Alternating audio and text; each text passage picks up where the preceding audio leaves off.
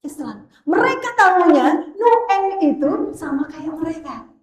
Akhirnya Nu'aim itu pertama kali yang dilakukan, dia datang ke Bani Quraidah menemui pembesarnya. Katanya Nu'aim, wahai pembesar Bani Quraidah, kita kan udah sama-sama nih ya, sama-sama ingin bagaimana Islam ini hancur. Kita bekerja sama dengan mereka Yahudi yang ada di sana itu. Tapi katanya bilang gitu, mulai nih propagandanya mulai. Tapi tak kasih tahu ya kamu ya. Kalau ini menurut pendapat saya dan kacamata saya sih, gitu. Ini bahasa saya, tapi insya Allah semakna. Gini ya, kalau nanti kalian menang dan kita menang, katanya Nu'aim, ya oke lah kita semua menang, iya kan? Tapi nanti kalau mereka itu kalah, kita kalah, apa yang terjadi sama kamu? Kamu di wilayah Muhammad. Kalau misalnya nanti kita kalah, sedangkan kamu berada di wilayah Muhammad, kamu bakal diapain sama orang Muslim? Paham maksudnya? Enggak. Oke, saya ulangi lagi. Bani Quraidah itu kan ada di wilayah Madinah. Sedangkan tadi Bani Quraidah itu bersatu padu dengan orang yang ada di luar Madinah, yang musuh ini tadi orang Yahudi. Ya. Nah, Nu'aim ini diminta Nabi untuk menjadi orang yang bisa mengadu domba antara Bani Quraidah dan Yahudi, kafir Quraisy di situ. Bagaimana caranya mereka yang di luar sana ini bisa bermusuhan dengan yang ada di dalam untuk melemahkan kita gitu loh. Paham nggak? Nah, ketika itu Nu'aim ngomong begitu, "Hei Bani Quraidah, hei pemukanya, tak kasih tahu ya. Nanti kalau misalnya kita itu menang, oke lah kita menang bersama-sama." Gitu ya. Tapi nanti kalau misalnya kita kalah nih, sedangkan posisi kita ini di dalam Madinah, apa yang terjadi sama kita gitu. Itu berpikirnya Nu'aim. Diterima sama kabilahnya. Loh iya, nanti nasibku ya apa ya ini misalnya kita kalah. Wah kita sudah terang-terangan membelot dari pasukannya Muhammad. Nanti kita diapain kira-kira kalau kita kalah? Katanya Nu'aim, begini caranya. Orang provokator kan gitu biasanya ya. Cuman ini provokator dalam kebaikan. Boleh kalau begini. Kebaikan ini kebaikan. Nabi yang nyuruh. Untuk apa? Untuk melemahkan mental mereka. Kata Nu'aim begini, siasatnya. Begini caranya. Biar nanti kalau misalnya Muhammad yang menang dan pasukannya, kamu itu punya jaminan tetap dilindungi sama mereka. Ya apa caranya? Mintalah jaminan orang-orang yang dari kafir Quraisy sana. Jadikan tawananmu. Sehingga nanti ketika misalnya mereka menang ataupun mereka kalah, masih ada orang-orang mereka yang ada di Bani Quraidah gitu. Sehingga kalau nanti Bani Quraidah itu terdesak, mereka akan tetap menolong karena di sini ada orang-orangnya gitu. Gitu enggak? Wis yo, gitu yo. Jadi nanti dipeseni sama Nu'aim. Jadi nanti kamu ya, ketua kabilah, kalau nanti ketemu sama si sana yang di Quraisy itu, bilangnya begitu. Oke, sip, rencanamu bagus. Setelah selesai Nu'aim di sini, Nu'aim pergi ke mana? Ke sana. Lewat belakang, jauh. Iya, perang tetap berlangsung. Tapi delegasi tetap ada. Nu'aim kemudian datang ke pembesar orang Quraisy, bilang, "Hei, pembesar Quraisy, hati-hati lo ya, hati-hati." Lo kenapa? Bani Quraidah ini kalau saya lihat-lihat, kayaknya mereka sudah condong ke Muhammad. Mereka ini koyok-koyoknya kalau tak lihat sudah condong ke Muhammad. Dan nanti pasti dia akan datang ke kamu minta jaminan orang. Nu'aim.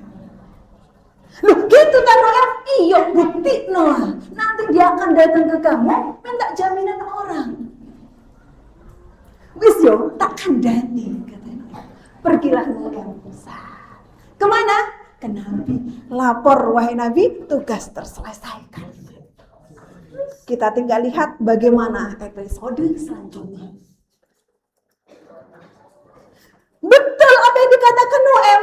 Pembesarnya Bani Quraidah itu kemudian bertemu dengan pemukanya kafir Quraisy. Bani Quraidah bilang, enggak, saya tetap minta jaminan dari kamu. Beberapa orang. Jaminan tentang keselamatan kita Bani Quraidah saat di Madinah. Kata mereka, bener apa yang dikatakan Nu'aim, bener. Quraidah wis mengkhianati kita, katanya mereka.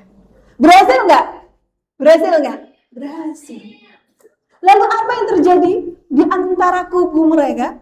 Mereka saling mencurigai. Wis, ojo percaya mbek iko ojo percaya mbek iki. Sehingga di antara dalam mereka sendiri, dalam negeri mereka sendiri yang berkoalisi ini terjadi sebuah perselisihan. Lapor, Nabi berhasil. Hari demi hari terlewati, terus begitu.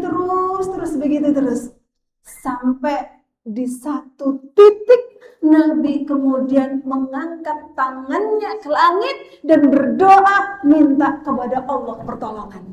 Dan di saat itu pula Allah menurunkan pertolongan berupa angin topan. Malam itu hujan dahsyat, angin topan turun membuyarkan semua perkemahan kaum Quraisy. Sudah hancur lebur semua. Sampai di situ digambarkan tempat-tempat memasak itu sampai kocar-kacir. Semuanya sudah. Sampai sebegitunya Allah menurunkan angin topan. Saat seperti itu Nabi bilang begini ke sahabatnya, wahai sahabat, ada nggak satu orang yang mau bantu saya melihatkan kondisi orang-orang Quraisy dan Yahudi di sana? Ada nggak kira-kira waktu itu yang angkat tangan? Nggak ada. Kenapa? Ya takut. Karena posisinya dia nanti kalau ketika ke sana itu sama kayak menyerahkan nyawa gitu loh. Kemudian Nabi dengan lantang bilang begini, Khuzaifah, yang bernama Khuzaifah, ya Allah, nama saya yang dipanggil, subhanallah. Kayak sekarang ini, kalau ada apa-apa, baik yang tilawah siapa, diam semua. Zet. Tiba-tiba gurunya bilang, Wildan tilawah yang, aduh mantul. Ini sekedar tilawah. Kalau zaman itu disuruh untuk jadi mata, yang nggak yakin nyawanya akan balik lagi gitu. Coba tolong saya untuk bisa melihatkan kondisi orang-orang kafir Quraisy dan Yahudi. Diceritakan di situ di Sirah Nabawiyah, bukan buku ini, buku satunya, bahwa utusan Nabi itu ketika berjalannya sudah dengan tidak tenang, cemas dan khawatir akan kondisi dia. Iki mari gini mati apa enggak? Gitu ya. Nyampe di sana, dilihat bagaimana kondisi Quraisy di sana kocar-kacir, kemudian utusannya tadi balik ke Nabi dan dilaporkan, wahai Nabi, lapor kocar-kacir semuanya, sudah habis semuanya, gitu. Dan akhirnya ketika pagi hari dilihat, semua tentara balik ke Mekah. Apakah ada pertempuran di sini? Ada, tapi kecil. Maka perang Khandaq ini ternyata apa yang dibutuhkan? Sebuah ide, pemikiran, kerjasama, dan taat kepada pimpinan. Ya, nah setelah selesai perang Khandaq, berapa waktunya perang Khandaq? 1 bulan penuh. Dari Syawal sampai Dzulqa'dah. 1 bulan, bayangkan. Kepanasan, kehujanan, nggak ada makan, perang, berjaga, gitu ya. Di dalam serangannya bagaimana, dari luar serangannya seperti apa. Setelah itu maka Nabi bilang, al-an, sekarang, kata Nabi, bahasa Indonesianya, sekarang mereka tidak akan menyerang kita, kita yang akan menyerang mereka. Mulai dari titik ini, perang Khandaq ini, kata Nabi, mereka tidak akan menyerang kita lagi, dan kita yang akan menyerang mereka. Dari perang Khandaq ini banyak hal yang kita bisa ambil pelajaran, bagaimana kekuatan keimanan para sahabat ya pada saat itu, dan bagaimana taatnya para sahabat itu kepada Nabi Muhammad SAW. Di situ banyak sekali mukjizat-mukjizat yang kemudian Allah turunkan untuk menjadikan keimanan orang Islam tetap kuat. Gitu ya. Ada ujian, pasti ada solusi. Manusia diminta untuk berpikir dan tidak berada pada satu tempat yang dia kemudian tidak menghasilkan solusi apapun. Nah, inilah perang Khandaq. Dari sini paham? Paham alurnya? Paham ya? Oke. Ustazah punya 3 pertanyaan, silahkan nanti yang bisa angkat tangan. Bisa ya kira-kira? Bisa. Bismillah untuk yang putra. Waktunya masih 5 menit. Sebutkan 3 mukjizat saat perang Khandaq. Yang berani angkat tangan. 3 ya, 3. Oke. Sini. Sini.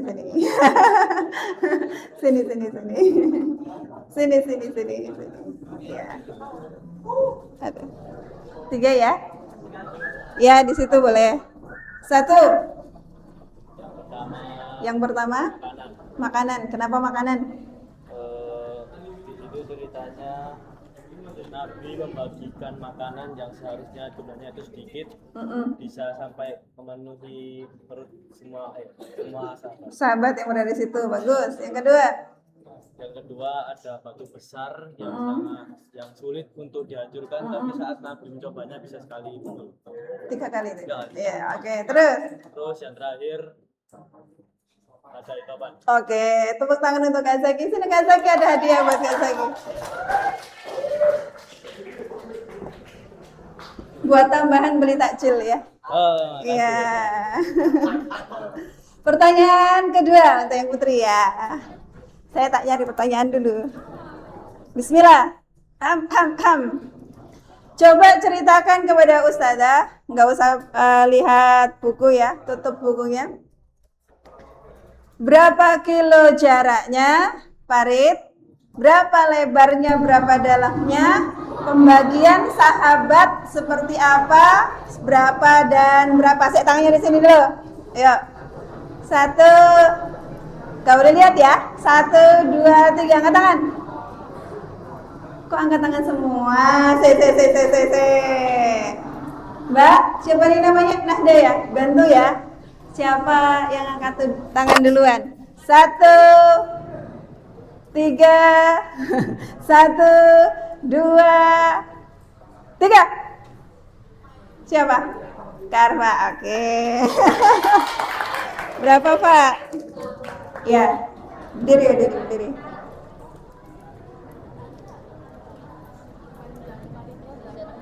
8 kilometer.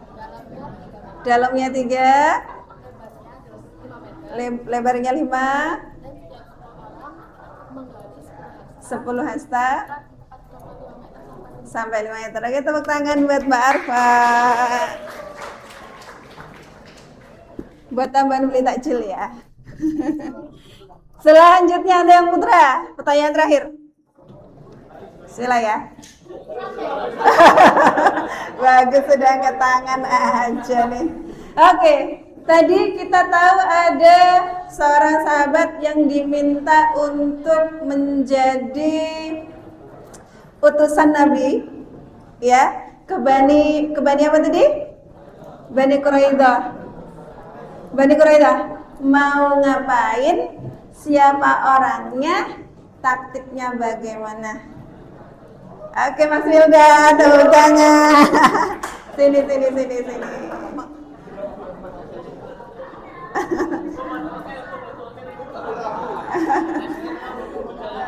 Ya, siapa namanya?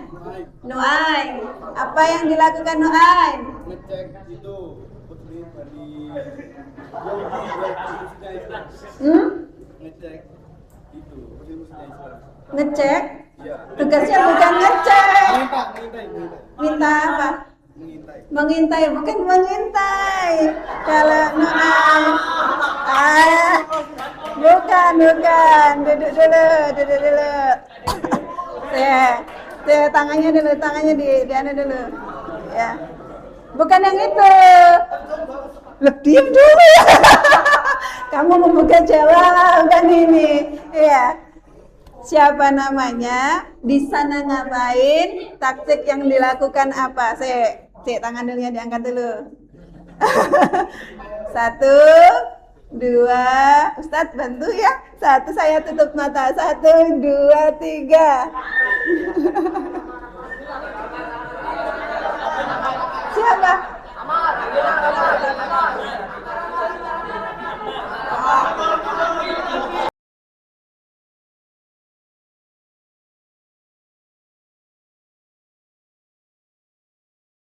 Dua cuma ta.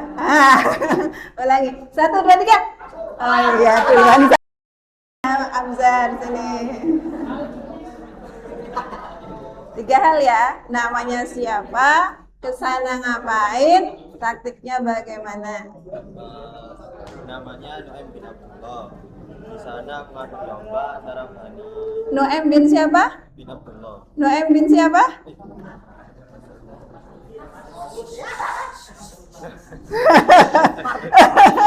Nuaim bin siapa? Bin Mas'ud. Kalian sih pakai ngomong sus gitu ya. Taktiknya mengadu domba antara Yahudi di Quraisy dan Yahudi yang mempunyai janji kepada Rasul. Apa namanya yang Yahudi yang punya janji? Bani Quraidah. Apa yang dilakukan? Sedangkan itu meminta jaminan beberapa Siapa ini siapa? Bani Quraidah. Coba praktekin Nuaim ngapain? Nuaim ngapain? Kemana dulu? Apa yang diomongkan? Nuaim ke Bani Quraidah mengatakan kalau kita menang, ya udah kita menang. Kalau misalnya kita kalah, yang sana bisa kembali ke Mekah. Sedangkan Bani Quraidah masih dalam lingkungan Mekah, lingkungan Madinah. Nanti pasti ada apa-apa Kalau apa-apa gitu. Iya. Terus? Naim bilang kalau minta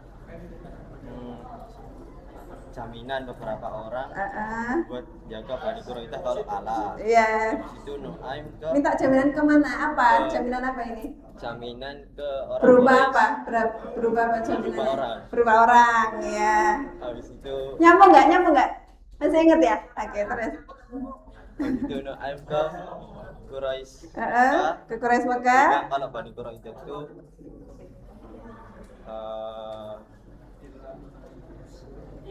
Kayaknya anu deh. condong Oh iya, condong ke Nabi. ke kepala Bani Quraidah bakal ke Bani Quraisy buat minta jaminan orang-orang buat jaga mereka. Berhasil nggak Nu'man ini? Berhasil. Nu'man bin Mas'ud ini berhasil? Berhasil. Oke, terima kasih. Se. Buat tambahan menit takjil ya. Iya, oke. Oke, terima kasih teman-teman. Ustazah harap dengan cerita tadi, walaupun tanpa slide, walaupun tanpa film, kira-kira paham ya? Paham. Yang tadi sudah dapat door prize, boleh berbagi dengan yang lain, ya, boleh berbagi. Cuman kalau nggak mau berbagi juga nggak apa-apa, itu hak kamu. Baik, bismillah, semoga dari Senin sampai hari Jumat ini kita memahami bahwa ternyata perjuangan Nabi untuk menjadikan Islam itu sampai kepada kita itu tidak mudah. Banyak hal yang harus dilalui, banyak darah yang harus ditumpahkan, banyak ide yang harus digulirkan. Sehingga kita memahami betul bahwa tugas kita sekarang ini adalah melanjutkan bagaimana perjuangannya Rasulullah SAW. Menjadilah kamu seorang kader generasi muda yang tanggap, yang kuat seperti para sahabat Rasulullah SAW. Sepakat ya teman-teman ya? Sepakat. Hafalannya rajin ya? Rajin. Betul. Kenapa? Saya buka satu rahasia ya. Kenapa para sahabat itu kemudian kuat? Karena tali ikatan kepada Allahnya kuat. Dan salah satu cara mengikat tali ikatan itu agar kuat itu dengan cara menjadi penghafal Al-Quran. Saya nggak bilang hafal Quran itu harus 30 juz, enggak. Karena ahlul Quran itu tidak terbatas 30 juz. Kamu hafal 1 juz, tapi setiap hari kamu itu bermuamalah dengan Al-Quran, maka engkau ahlul Quran. Kamu hafal 2 juz, setiap hari kamu zikir, setiap hari kamu itu membaca Al-Quran, kamu adalah ahlul Quran. Karena percuma kalau hafalannya 30 juz, tapi tetap aja pacaran. Kalau hafalan kamu 30 juz, tetap aja gak ada maknanya kalau akhlaknya pun tidak baik. Gak ada. Maka hafalan 30 juz itu bukan ukuran orang baik atau tidak, tapi bisa menjadi jaminan orang yang sudah hafal 30 juz itu baik. Maka bersama-samalah menjadi seseorang yang baik. Baik, terima kasih teman-teman semuanya yang hari ini sudah menemani Ustazah. Semoga hari ini banyak hikmah yang bisa kita ambil, dan mohon maaf jika ada kesalahan dan kurang berkenan, gitu ya. Baik, jazakumullah. Ustazah mohon maaf, pukul 11 lebih 5 menit Ustazah akhiri. Semoga kita bisa berjumpa di Ramadan tahun depan. Saya tidak akan salam kalau semuanya tidak tenang dulu. Sudah? Oke. Baik, terima kasih. Jazakumullah. Kita insya Allah bertemu dengan Ramadan yang akan datang dengan cerita-cerita yang lebih seru lagi. Ya. Bismillah. Allahu minkum. Wassalamualaikum warahmatullahi wabarakatuh.